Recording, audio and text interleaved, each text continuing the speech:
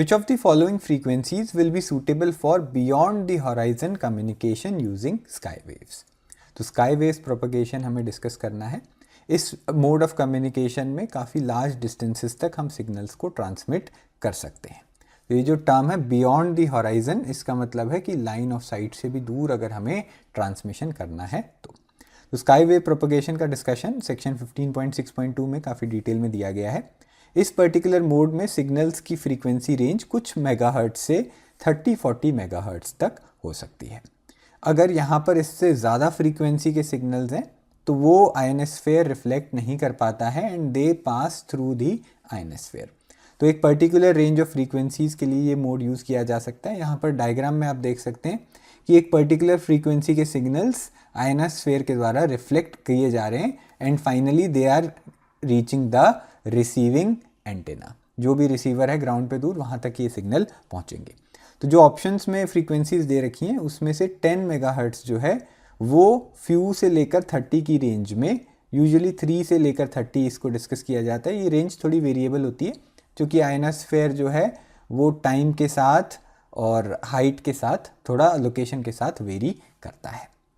और अगर ये बहुत कम फ्रीक्वेंसी जो दे रखी थी ऑप्शन ए में, उसमें आप नोट करेंगे कि वेवलेंथ इतनी ज़्यादा हो जाएगी कि उसको ट्रांसमिट करने के लिए बहुत बहुत बड़ा एंटेना यूज़ करना पड़ेगा, विच इज़ नॉट पॉसिबल।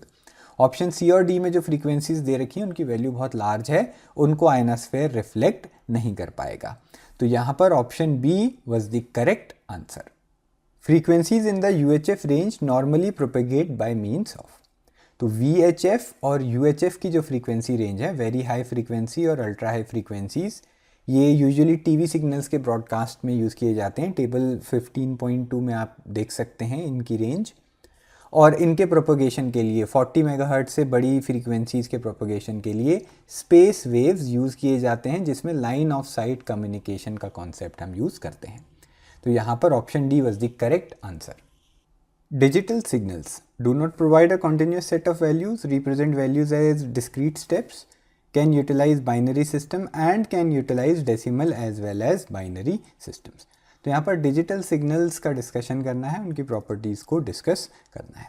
तो डिजिटल सिग्नल एक ऐसा सिग्नल होता है जहाँ पर कुछ डिस्क्रीट वैल्यूज़ ही सिग्नल में पॉसिबल होती हैं। कुछ पर्टिकुलर वैल्यूज़ ऑफ डेटा को ही डिजिटल सिग्नल ट्रांसमिट करता है। जैसे यहाँ पर ये एक रेक्टेंगुलर वेव डिजिटल सिग्नल को शो कर रही है, जिसमें सिग्नल के पास दो ही वैल्यूज़ हैं, 0 और 1। तो इससे हमें पॉइंट्स 1 और 2 सही दिख रहे हैं कि डिजिटल सिग्नल में कॉन्टिन्यूस सेट ऑफ वैल्यूज़ नहीं मिलती हैं, कुछ पर्टिकुलर वैल्यू ही मिलती है। सीधा 0 से डेटा की वैल्यू 1 तक चली जाती है, उसके बीच में कोई कॉन्टिन्यूटी नहीं है, फिर 1 से वापस 0। तो यहाँ पर डिजिटल सिग्नल्स जो हैं they represent values as discrete steps and they can utilise binary system. Binary system में बेस 2 होता है, जिसमें 0s और 1 को कंबाइन करके हम डेटा को रिप्रेजेंट करते हैं। बट यहाँ पर फोर्थ पार्ट जो है वो गलत दिया हुआ है, क्योंकि इसमें डेसिमल सिस्टम की बात की गई है, जहाँ पर डेसिमल सिस्टम जो है it is a continuous system. इसमें कॉन्टिन्यूसली सभी वैल्यूज़ डेटा में हम डिस्कस करते हैं डिस्क्रीट स्टेप्स की जगह। तो डिजिटल सिग्नल से ऑपोजिट एनालॉग सिग्नल होता है, जिसमें कॉन्टिन्यूस वैल्यूज़ आती हैं, जिसमें with in a range of values सभी नंबर्स दिए जा सकते हैं, जबकि डिजिटल सिग्नल में कुछ पर्टिकुलर नंबर ही डिस्कस होता है। तो 1, 2 और 3 पार्ट सही थे बट नॉट 4। तो option C was the correct answer. Is it necessary for a transmitting antenna to be at the same height as that of the receiving antenna for line of sight communication. Line of sight communication में transmitting antenna और receiving antenna की heights के बीच में कोई relation ज़रूरी है, ऐसा पूछा गया है कि ज़रूरी है या नहीं।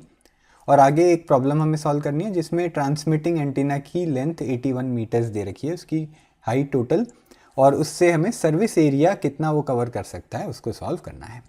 तो पहले ये जो कॉन्सेप्ट है लाइन ऑफ साइट कम्युनिकेशन का, इसको डायग्राम की हेल्प से हम डिस्कस कर लेते हैं। यहाँ पर ये डायग्राम अर्थ के कर्वेचर को शो कर रहा है और इसमें we have a transmitting antenna of height HT। तो हम यहाँ पर क्या करेंगे, HT जो टावर है उसकी हाईएस्ट पॉइंट से एक टेंजेंट ड्रॉ करेंगे जो कि अर्थ को P पॉइंट पर, अर्थ के सरफेस को P पॉइंट पर टच करेगा। तो ये डॉटेड लाइन जो है ये एक टेंजेंट शो कर रही है जो कि अर्थ को P पॉइंट पर टच कर रही है, और ये टेंजेंट ट्रांसमिटिंग टावर के टॉप से भी पास कर रहा है। तो आगे का रिसीविंग एंटीना जो है, जो आगे बनाया हुआ है डायग्राम में, उसको अभी नहीं देखेंगे, सिर्फ ट्रांसमिटिंग एंटीना पर फोकस करते हैं।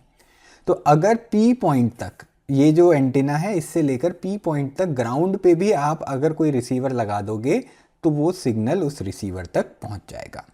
फॉर एग्जांपल यहाँ पर point A, B, C, D, इस तरीके से मल्टीपल पॉइंट्स आप ले सकते हैं P पॉइंट तक। यहाँ पर लाइन ऑफ साइट कम्युनिकेशन में जो सिग्नल्स हैं वो सीधा इस पूरे रीजन में इस ट्रांसमिटिंग टावर के ज़रिए ग्राउंड रिसीवर्स तक पहुँचाए जा सकते हैं। लेकिन अगर अर्थ के सरफेस पे कोई पॉइंट P पॉइंट के आगे है, आगे मैं रेफरेंस के लिए कुछ और पॉइंट्स Q, R, S इस तरीके से बना देता हूँ, X, Y, Z, तो यहाँ पर आप देखेंगे कि ट्रांसमिटिंग टावर से सीधा Q पॉइंट तक लाइन ऑफ साइट कम्युनिकेशन के थ्रू सिग्नल नहीं भेजा जा सकता है।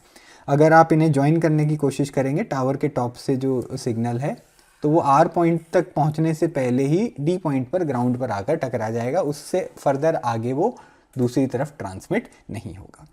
तो अगर P पॉइंट तक आपको सिग्नल भेजना है तो सिर्फ एक ये ट्रांसमिटिंग टावर इनफ है, रिसीविंग टावर अलग से लगाने की ज़रूरत नहीं है, ग्राउंड पर भी रिसीवर्स को आप सेट कर सकते हैं। तो सेम हाइट होने की तो कोई रिक्वायरमेंट है ही नहीं। फर्दर आप अगर P पॉइंट से आगे के किसी लोकेशन पर सिग्नल को रिसीव करवाना चाहते हैं तो अकॉर्डिंग टू दैट लोकेशन आपको रिसीवर की हाइट सेट करनी पड़ेगी। ठीक, अगर सपोज X पॉइंट पर मैं रिसीव कराना चाहता हूँ तो X पॉइंट पर आपको जो रिसीविंग टावर है वो बनाना पड़ेगा और उसकी हाइट इतनी रखनी पड़ेगी कि वो उस टेंजेंट वाली लाइन तक उसका टॉप पहुँच सके। तो यहाँ पर जो टोटल डिस्टेंसेज हैं, जितनी दूर मैसेज जा सकता है, उसमें ट्रांसमिटिंग टावर की वजह से कुछ फिक्स डिस्टेंस होता है, इतना दूर तो सिग्नल जाएगा ही, और उससे आगे के डिस्टेंसेज के लिए आपको रिसीविंग टावर की भी हाइट सेट करनी पड़ती है। तो ट्रांसमिटिंग टावर कितना दूर मैक्सिमम डिस्टेंस तक भेज सकता है, ये dt की लेंथ हम सॉल्व करेंगे। यहाँ पर ht जो है उससे के टॉप से लेकर टेंजेंट जहाँ पर अर्थ के सरफेस को मीट कर रहा है, ये डिस्टेंस dt से मैं शो कर रहा हूँ। इसका फॉर्मूला होता है रूट के अंदर 2 times radius of earth into height of the transmitting antenna. और इसके साथ साथ ये जो रिसीवर है इसकी वजह से P पॉइंट से फर्दर आगे और भी डिस्टेंस ऐड हो जाता है। तो इसमें हम कुछ नाम दे देते हैं, पॉइंट A1 से लेकर P और P से लेकर A2। तो P से लेकर A2 डिस्टेंस जो है that is the further distance added due to the receiver antenna, और उसका डिस्टेंस हो जाता है √2 के अंदर RHR। तो यहाँ पर ये तो क्लियर हो ही गया है कि दोनों एंटीनास की हाइट सेम होनी ज़रूरी नहीं है। अब अगले पार्ट में एक ट्रांसमिटिंग एंटीना की हाइट 81 मीटर टॉल दे रखी है। तो HT की टर्म हमें दे रखी है, how much service area can it cover if the receiving antenna is at the ground level. तो रिसीविंग एंटीना को आगे के प्रॉब्लम में ग्राउंड लेवल पे रखना है। तो मैक्सिमम कितना दूर रिसीविंग एंटीना हो सकता है P पॉइंट तक, जो dt का डिस्टेंस था वो हमें सॉल्व करना होगा इस पर्टिकुलर प्रॉब्लम में। ये जो आगे का पार्ट न्यूमेरिकल का दे रखा है, इसमें मैं डेटा आगे नोट कर देता हूँ। Height of the transmitting antenna is 81 metres, radius of earth of course 6400 into 10⁻³ metres होती है, 6400 किलोमीटर्स के बराबर। और इस पर्टिकुलर प्रॉब्लम में HR की टर्म जो है रिसीविंग एंटीना की हाइट 0 के बराबर हमें लेनी है, इसको ग्राउंड लेवल पर बता दिया गया है। तो सिर्फ पहली ये जो टर्म है इसको हम लेंगे, अदरवाइज टोटल मैसेज कितना दूर जा सकता है उसमें dt और dr दोनों टर्म्स को हम ऐड कर देते हैं। तो dt की वैल्यू कैलकुलेट करेंगे और उसके बाद सर्विस एरिया की कैलकुलेशन करेंगे। तो dt डिस्टेंस हो जाएगा रूट के अंदर 2 इंटू 6400 इंटू 10⁻³ इंटू 81। इनमें वैल्यूज़ का रूट लेना चालू करेंगे। 81 का रूट 9 बाहर आ जाएगा, 6400 का रूट 80 बाहर आ जाएगा। 8 का स्क्वायर 64 होता है तो 80 का स्क्वायर 6400 आ गया। इसके साथ रूट के अंदर मेरे पास बची टर्म 2 इंटू 1000। इसको फर्दर ब्रेक कर लेते हैं। 2 इंटू 1000 की टर्म हो जाएगी 10 इंटू 10 इंटू 10, और इसमें से ये जो दो 10 की टर्म्स हैं इनको भी हम रूट के बाहर ले सकते हैं। ये हो जाएगा 9 इंटू 80 इज 720, और एक और 10 बाहर आ जाएगा 7200 हो जाएगा, और रूट के अंदर बचेगा 20 में से 4 की टर्म जो है 4 इंटू 5 अगर मैं इसको लिखता हूँ तो 4 की टर्म का भी रूट बाहर 2 आ जाएगा और अंदर बचेगा √5। आगे की कैलकुलेशंस भी आप करके चेक कर सकते हैं। नियर अबाउट आंसर आ जाएगा 32,200 मीटर्स के बराबर, यानी कि 32.2 किलोमीटर्स। बिल्कुल नज़दीक आंसर आएगा, 32199 इस टाइप से, तो मैंने राउंड ऑफ कर दिया है। अब ये तो लेंथ आ गई, सर्विस एरिया हम कैसे निकाल सकते हैं? इसमें आपको 3D में विजुअलाइज करना होगा। अगर इस टावर के टॉप से आप इस प्लेन में A1 पॉइंट से P पॉइंट तक सिग्नल भेज रहे हैं तो हर डायरेक्शन में उतना ही डिस्टेंस आप बना सकते हैं। तो अर्थ तो स्फेरिकल है, उस पॉइंट ऑफ व्यू से आपको देखना है, यहाँ पर तो सिर्फ एक प्लेनर डायग्राम बना हुआ है। तो इस तरीके से 3 डायमेंशंस में A1 पॉइंट से ये जो A1P वाली लेंथ हमने सॉल्व करी है, इतने डिस्टेंस में फर्दर आप सिग्नल्स को ट्रांसमिट कर सकते हैं। तो टोटल एरिया किस तरीके से आ जाएगा? A1 पॉइंट को सेंटर मानते हुए dt डिस्टेंस का रेडियस का सर्कल हम विजुअलाइज करेंगे और उस पूरे एरिया में ये सिग्नल पहुंच जाएगा। तो एरिया की वैल्यू हो जाएगी पाई इंटू dt का स्क्वायर। तो ये जो dt की लेंथ आई है इसको रेडियस की तरह लेते हुए A1 पॉइंट को सेंटर मान रहे हैं। मान लो मैं टॉप से विजुअलाइज कर रहा हूँ। टॉप से विजुअलाइज करने का मतलब है A1 पॉइंट के ऊपर स्पेस में सैटेलाइट से आप विजुअलाइज करेंगे। तो ये जो dt डिस्टेंस हमने निकाला था इसको आप 3D में हर डायरेक्शन में ले सकते हैं। तो पाई इंटू dt स्क्वायर जो एरिया आएगा उस पूरे एरिया में ये सिग्नल पहुंच जाएगा। आगे कैलकुलेशंस करनी है। 3.14 को 32.2 के स्क्वायर से मल्टीप्लाई कर देंगे। नियर अबाउट आंसर आ जाएगा 3255 स्क्वायर किलोमीटर के बराबर। डिस्टेंस को किलोमीटर में ले रहे हैं, एरिया स्क्वायर किलोमीटर में आ जाएगा। And this was the required answer. A carrier wave of peak voltage 12 volts. Carrier wave का एम्पलीट्यूड 12 वोल्ट के बराबर हमें दिया हुआ है and it is use to transmit a message signal. इस कैरियर वेव को यूज़ करके मैसेज सिग्नल हम भेज रहे हैं। मॉड्यूलेशन की बात की जा रही है। What should be the peak voltage of the modulating signal in order to have a modulation index of 0.75? तो मॉड्यूलेशन इंडेक्स म्यू जो है वो 75% दिया हुआ है, जिसको आप 75/100 यानी कि 0.75 भी ले सकते हैं। और इस केस में हमें जो मैसेज है उसकी पीक वोल्टेज को सॉल्व करना है। तो म्यू का रिजल्ट हम यूज़ करेंगे। म्यू की टर्म होती है AM/AC। मैसेज के एम्पलीट्यूड और कैरियर सिग्नल के एम्पलीट्यूड का ratio is the modulation index. तो 0.75 ये वैल्यू हमें दे रखी है। AM की वैल्यू सॉल्व करनी है और AC की value is given as 12 volts. यहाँ से AM की वैल्यू आ जाएगी 0.75 इंटू 12, ये आप कैलकुलेट कर लेंगे, 9 वोल्ट के बराबर आंसर आ जाएगा। And this was the correct answer. A modulating signal is a square wave as shown in figure 15.14।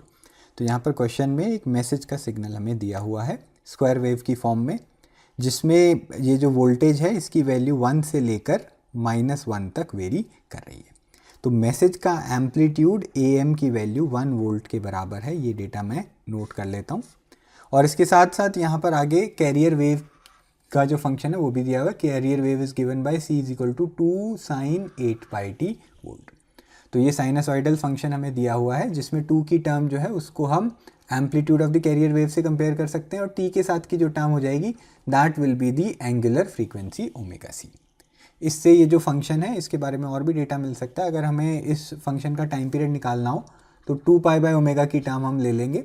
तो 2π डिवाइडेड बाय ओमेगा की term as per this data 8π दी हुई है, which will be equal to 1/4। तो time period आ गया 0.25 seconds. तो ये function भी रेफरेंस के लिए यहाँ पर बना लेते हैं। एक रफ सा आइडिया लेने के लिए बना रहा हूँ मैं, प्रॉपरली स्केल के हिसाब से अभी इसको नहीं बनाऊंगा। तो इसमें साइनसॉइडल फंक्शन है जिसका एम्पलीट्यूड 2 है। तो 2 से लेकर -2 के बीच में ये कैरियर वेव बनेगी और इस तरीके से साइन फंक्शन का जो डायग्राम है वो आप बना सकते हो। ये कलर चेंज कर लेता हूँ थोड़ा सा। इस तरीके से ये पैटर्न हमारा बनाई देगा।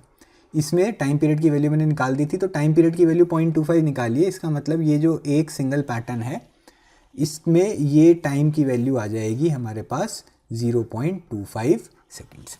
जबकि जो मैसेज था उसमें आप नोट करेंगे कि ये जो पैटर्न है ये हर 1 सेकेंड में रिपीट कर रहा है। ठीक, तो इसमें ऊपर और नीचे 2 स्क्वायर्स का कॉम्बिनेशन ले लेंगे और वो 1 सेकेंड में दिस पैटर्न विल रिपीट।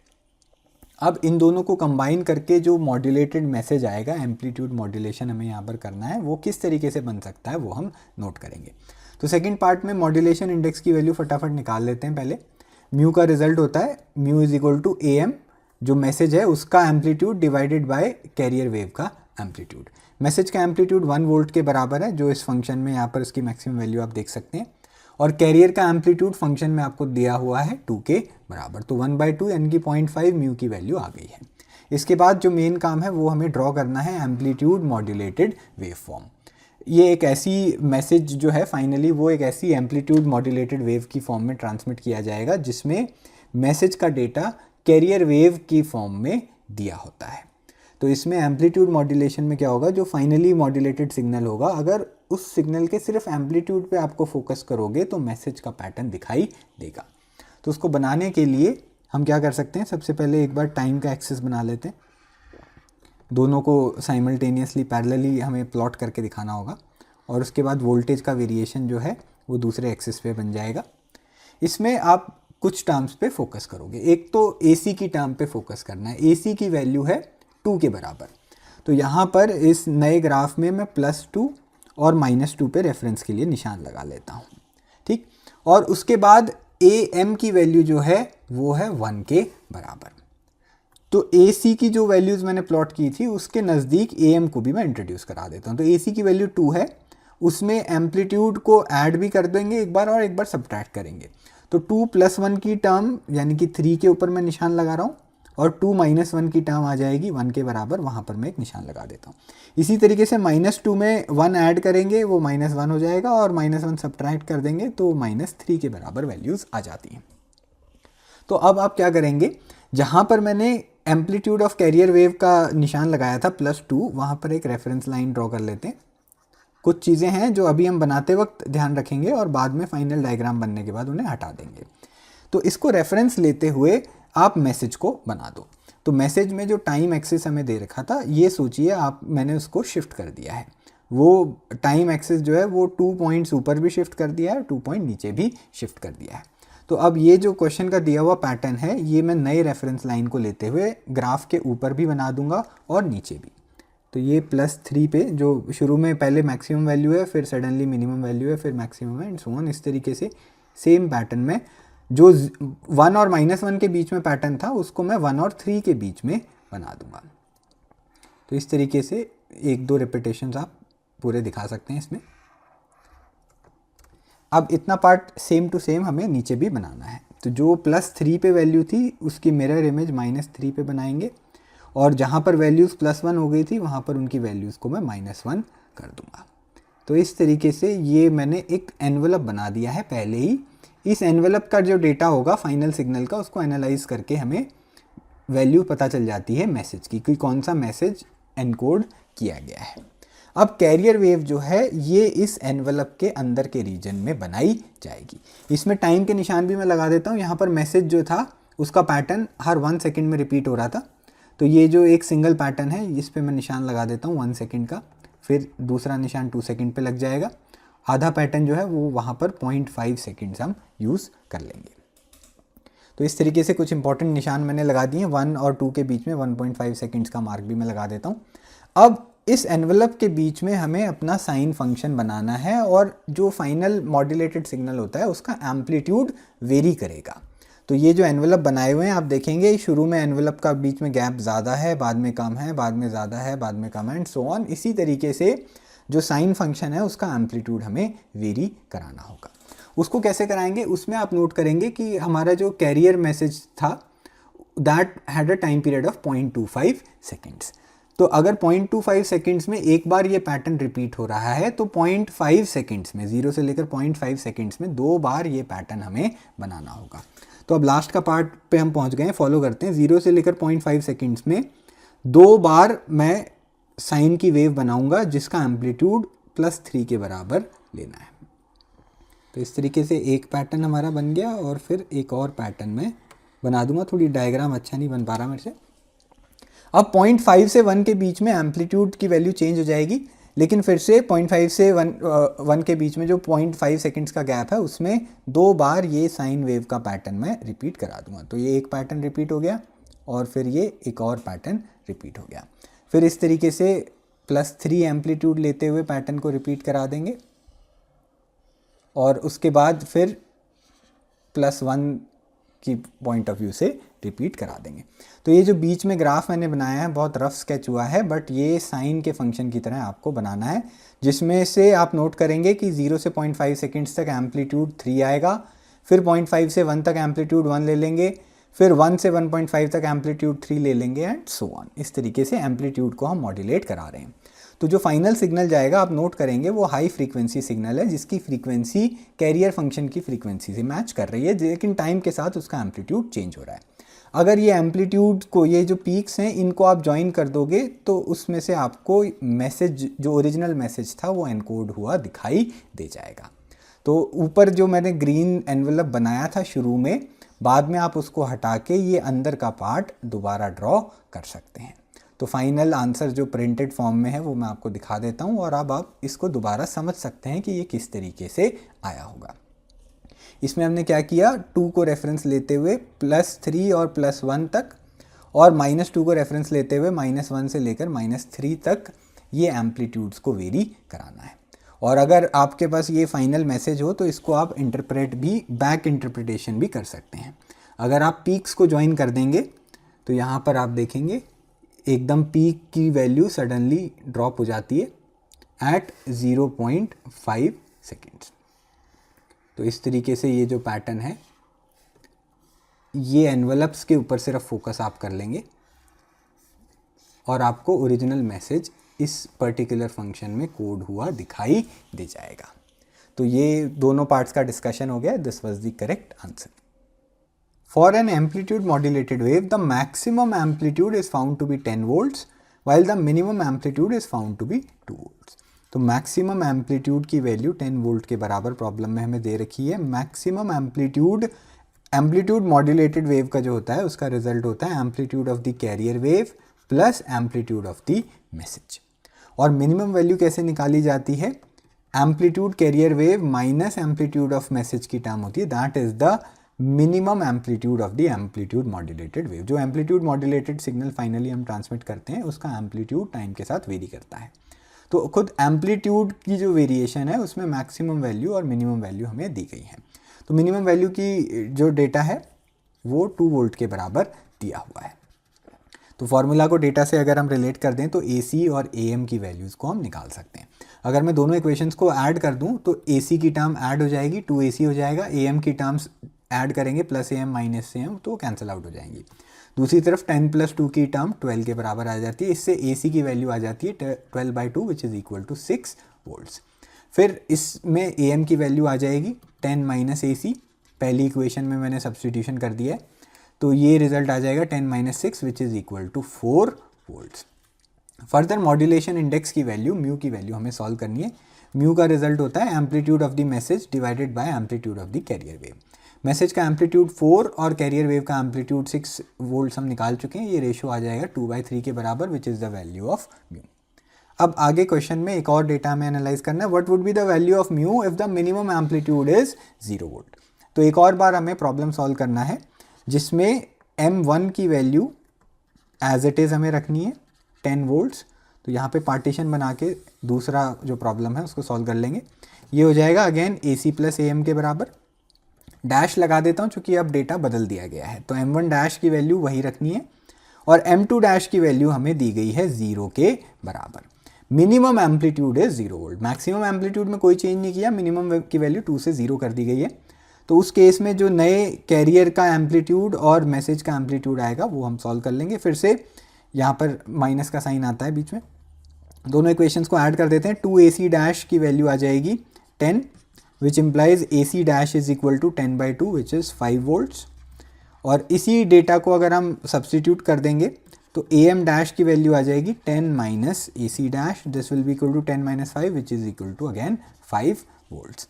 तो नया मॉड्यूलेशन इंडेक्स म्यू डैश जो है वो मैसेज का amplitude divided by carrier wave का एम्पलीट्यूड हो जाएगा 5/5 विच इज़ इक्वल टू 1। तो दोनों केसेस में हमने डेटा को सॉल्व कर लिया है। पहले पार्ट में मॉड्यूलेशन इंडेक्स 2/3 था और दूसरे पार्ट में 1 था। These were the correct answers.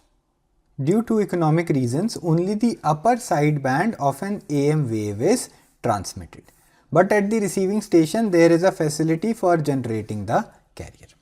तो यहाँ पर पहला जो डेटा दिया है उसको एनालाइज करने की कोशिश करते हैं। एम्पलीट्यूड मॉड्यूलेटेड वेव का हमें डिस्कशन करना है और उसके ट्रांसमिशन में इकोनॉमिक रीजंस की वजह से हम सिर्फ अपर साइड बैंड वाले पार्ट को ट्रांसमिट कर रहे हैं। इस चीज़ को कैसे समझेंगे, यहाँ पर हम शुरू करते हैं। हमारे पास एक मैसेज है और मैसेज का फंक्शन ले लेंगे, उसका amplitude AM cos omega m t. इस तरीके से हमारे पास कोई मैसेज का सिग्नल है और कैरियर वेव जो है that is AC cos omega c t. This is our carrier. तो इन दोनों को कंबाइन करके एम्पलीट्यूड मॉड्यूलेटेड वेव हम क्रिएट करते हैं और उसको, उस सिग्नल को हम ट्रांसमिट करते हैं। तो जो AM वेव होती है उसको 3 पार्ट्स में डिस्कस किया जा सकता है। It is a combination of 3 different functions, जिसमें से एक फंक्शन में frequency is omega c which is the carrier wave frequency, और उसके साथ 2 साइड बैंड्स होते हैं। Omega c minus omega m frequency का एक सिग्नल है और omega c plus omega m frequency का एक सिग्नल हमें दे रखा है, जिसमें से omega c minus omega m वाला पार्ट जो होता है that is known as the lower side band, और अपर साइड बैंड होता है omega c plus omega m वाला फंक्शन।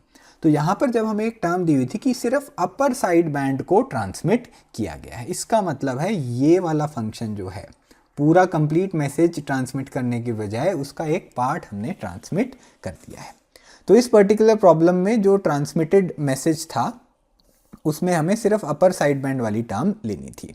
तो ये जो सिग्नल आएगा CM, इसको हम एम्पलीट्यूड मॉड्यूलेटेड वेव ले लेंगे और इसमें से सिर्फ omega c plus omega m वाला पार्ट लेंगे और इसके एम्पलीट्यूड को सिंपली एक टर्म A1 से मैं डिनोट कर दूंगा ताकि डिस्कशन सिंप्लीफाई हो जाए। तो इस तरीके से ये जो सिग्नल है this was transmitted instead of the complete amplitude modulated wave.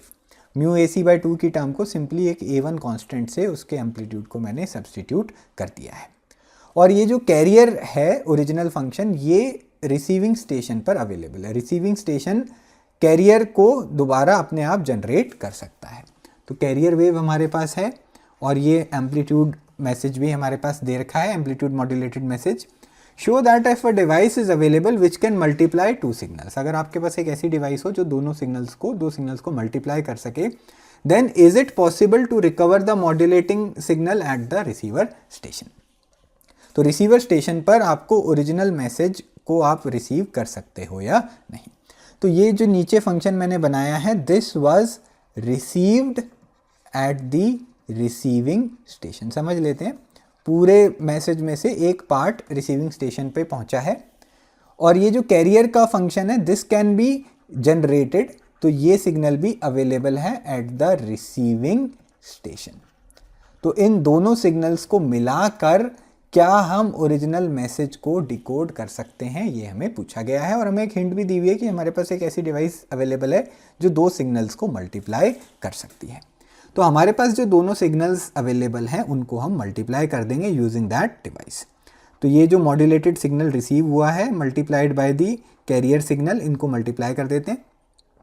तो A1 की टर्म को AC से मैं मल्टीप्लाई कर दूंगा, एम्पलीट्यूड्स मल्टीप्लाई हो गए और दोनों फंक्शंस को भी हमें मल्टीप्लाई करना है। आगे कुछ ट्रिग्नोमेट्रिक आइडेंटिटी का यूज़ हम करेंगे। तो ये फंक्शन हमें सॉल्व करना है।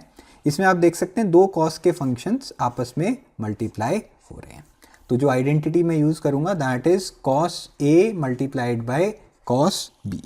इसमें रिजल्ट आ जाता है हाफ इंटू, कॉमन टर्म है हाफ की, cos A plus B plus cos A minus B।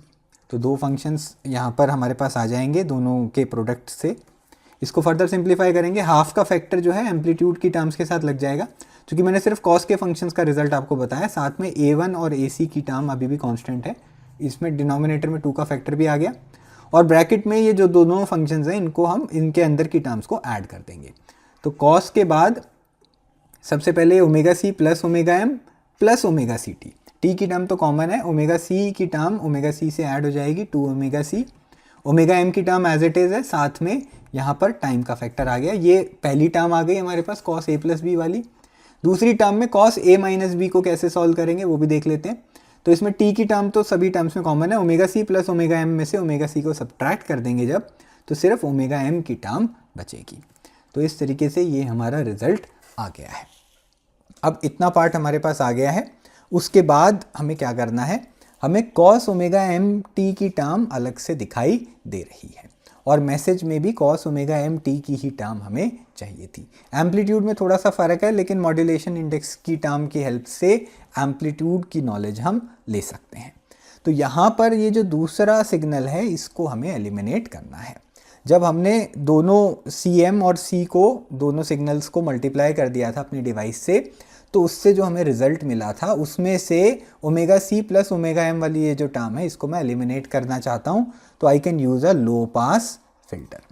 Low pass filter का कॉन्सेप्ट क्या है? ये एक ऐसी डिवाइस है जिसमें से सिर्फ लो फ्रीक्वेंसी वाला मैसेज पास हो सकता है, हायर फ्रीक्वेंसी वाले सिग्नल को ये एब्जॉर्ब कर लेगा, एलिमिनेट कर देगा।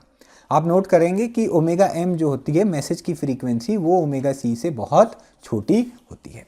तो 2 times omega c plus omega m की जो टर्म है दिस इज वेरी लार्ज। ये लो पास फिल्टर से ये वाला पार्ट सिग्नल का पास नहीं हो पाएगा। सिर्फ ओमेगा एम वाली टर्म जो है स्मॉल फ्रीक्वेंसी, सिर्फ इतना पार्ट पास हो पाएगा। तो सबसे पहले हम ये सी एम को रिसीव करेंगे, कैरियर को जनरेट करेंगे, दोनों को मल्टीप्लाई कर देंगे। सिग्नल्स को मल्टीप्लाई करने की डिवाइस एज्यूम्ड है कि हमारे पास है।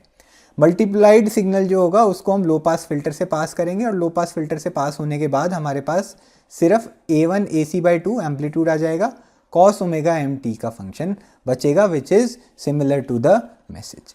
तो यहाँ पर यही चीज़ हमसे पूछी गई थी, is it possible to recover the modulating signal? Yes, और वो रिकवर्ड सिग्नल मैंने यहाँ पर उसका फंक्शन आपको शो कर दिया है। This was the required answer.